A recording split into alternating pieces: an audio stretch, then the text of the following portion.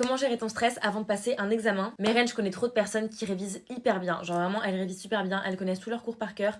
Mais juste à cause du stress et de la panique devant la fiche, elles ont pas les notes qu'elles méritent. Genre elles ont des mauvaises notes alors qu'elles ont tout appris par cœur. Et c'est hyper frustrant comme situation. Donc je vais te donner tous mes meilleurs conseils pour que ça t'arrive jamais. Déjà la veille, révise uniquement l'essentiel de ton cours. Il faut vraiment pas que tu t'aventures à relire tout ton cours parce que ça va clairement t'emmêler les pinceaux. Et pars du principe que si tu as révisé ton cours, tu le connais. Donc tu as juste à réviser l'essentiel avant d'aller dormir. Donc tu peux vraiment faire des fiches de révision hyper synthétisée, ou même aller sur Quizlet où tu peux faire des cartes avec les essentiels genre de tes connaissances. Parce que moi ce que j'adore sur Quizlet c'est qu'il y a les cartes de révision. En gros tu mets des questions sur tes connaissances de cours et derrière la carte et ben en fait il y a les réponses. Et comme le nom de l'application l'indique, ça te fait des petits quiz de révision hyper ludiques, hyper rapides et ça avant de dormir c'est vraiment parfait. Ensuite le matin avant d'aller en cours tu te regardes dans ton miroir et tu fais des affirmations positives. Genre j'ai confiance en moi, je connais mon cours, je suis intelligente, juste pour te rebooster un peu ta confiance en toi et pas te retrouver comme ça devant ta copie alors que tu sais que tu connais ton cours, genre tu sais que t'as révisé donc t'as pas besoin de stresser. Je te mets toutes les affirmations positives qui te seront vraiment utiles le matin de ton examen. Ensuite, quand tu arrives en salle d'examen, que tu es devant ta copie et que tu vois que ton cœur il commence à battre fort, tu fais les exercices de respiration 3-6-9 dont je te parle littéralement tout le temps. 3 secondes d'inspiration, tu bloques pendant 6 secondes ta respiration et tu expires un max pendant 9 secondes. Et tu fais ça autant de fois que nécessaire jusqu'à ce que juste tu te calmes en fait et que tu te